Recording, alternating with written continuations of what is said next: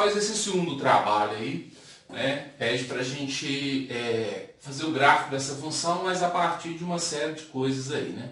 Então a primeira coisa que eu vou fazer é calcular a derivada da função, que a gente vai precisar. Então a primeira derivada dessa função vai ser, deriva a parte de cima, derivada de 5x é 5, repete a parte de baixo, que é x mais 1, depois faz o contrário, menos, deriva a parte de baixo, derivada de x é 1, derivada de 1 é 0, então a derivada vai dar 1, repete a parte de cima, que vai dar 5x, sobre a parte de baixo ao quadrado. Aqui, ó, 5 vezes x é 5x, menos 1 vezes 5x dá menos 5x, 5x cancela com menos 5x. Além disso, 5 vezes 1, 5. Então, aqui vai dar 5 sobre x mais 1 ao quadrado. Esse aqui é o resultado da primeira derivada. Agora eu vou fazer a segunda derivada. Então, na hora de fazer a segunda derivada, eu tenho duas opções. Ou eu faço a derivada disso aqui pela forma da divisão, né? Fazendo a mesma regra. Ou eu pego isso aqui e reescrevo isso aqui, pegando essa potência que está na parte de baixo, passando ela para a parte de cima. Aí basta trocar o sinal do expoente. Então aqui vai ficar menos 2. Aí, ó, menos 2 vezes 5 dá menos 10. E aí x mais 1 eu repito. Subtrai 1 aqui em cima, que é menos 2. Subtrai 1 vai dar menos 3. Então a derivada da parte de dentro eu faria aqui na frente, né? Derivada da parte de dentro eu faria aqui, só que a derivada de x é 1. Então, como vai dar 1, não precisa nem colocar. Então, a segunda derivada é menos 10 sobre x mais 1 elevado ao cubo. Né? Potência negativa, passei ela para a parte de baixo. Então, dada essa função, essa é a primeira derivada, essa é a segunda derivada. Pessoal, continuando o exercício, então, a gente tem a função, como a gente viu, a primeira derivada dá isso, a segunda derivada dá isso aqui. Aí agora a gente vai calcular aquilo que o exercício pede. Primeiro, domínio da função.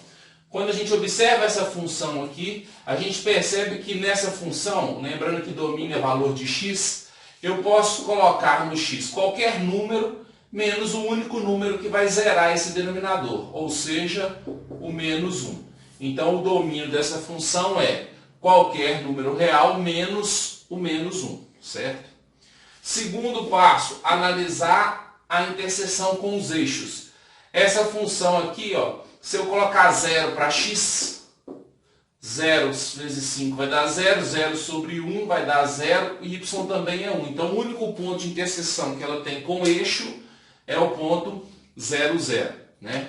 O terceiro passo que a gente calcula são os pontos críticos. Aí eu já passo para analisar essa derivada aqui, ó. Então essa derivada ela não apresenta ponto crítico, porque ela existe para todo número real e ela nunca vai ser igual a zero, porque uma fração só dá zero quando o numerador é zero. Então a parte de cima, como não tem como dar zero, não existe ponto crítico. Quarto passo é analisar onde ela é crescente, onde ela é decrescente.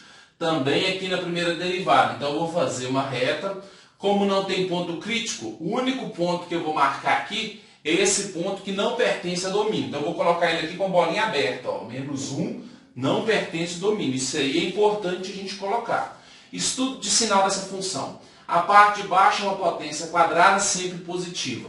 A parte de cima também é sempre positiva, positivo com positivo. Então isso aqui sempre vai dar um resultado positivo. Então ela é crescente aqui e crescente aqui. Muito cuidado na hora de escrever isso. Você não pode dizer que ela é sempre crescente. Você vai dizer que ela é crescente de menos infinito até menos 1 e depois de menos 1 até mais infinito. Intervalos abertos aí, porque o menos 1 não pertence ao domínio da função. Mas você tem que escrever crescente nesse intervalo. Eu só coloquei de forma reduzida, mas você tem que escrever isso, que a função é crescente nesse intervalo. Quinto passo, pontos extremos. Né?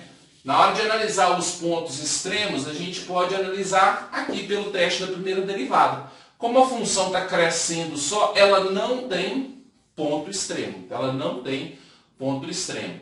Sexto passo, analisar a questão da concavidade. Vou fazer aqui de novo uma linha, mas agora eu vou analisar essa função.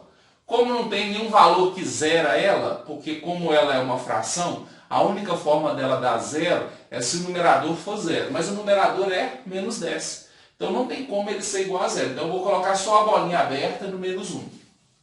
Se eu pegar um número menor que menos 1, que é menos 2, por exemplo, se eu colocar menos 2 aqui, isso aqui vai dar negativo, elevado ao cubo dá negativo, negativo dividido por negativo dá positivo. Aí você vai colocar então que nesse intervalo ela é côncava para cima. Então tem que colocar que no intervalo de menos infinito até menos 1, aí tem que escrever isso e ela é côncava para cima.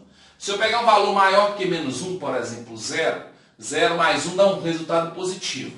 Ao cubo é positivo, negativo com positivo dá negativo. Então aqui a concavidade é para baixo. Então ela vai ser côncava para baixo de menos 1 até mais infinito.